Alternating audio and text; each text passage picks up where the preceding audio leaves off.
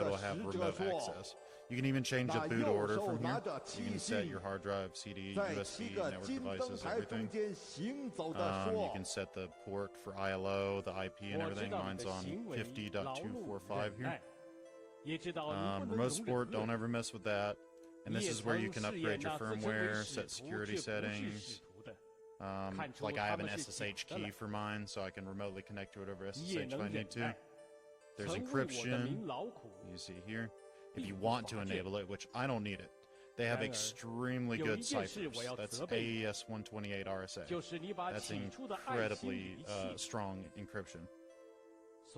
But yeah, I mean, like, this stuff is really good for remote management. I can just turn shit on and off whenever I feel like it. Remotely control it.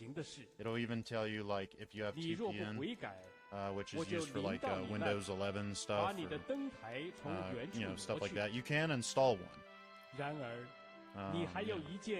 And likely when you first boot up your machine, which at least this happened for me, it will have bad system health and bad iLO health, because it's not in a server room anymore, or wherever it was previously.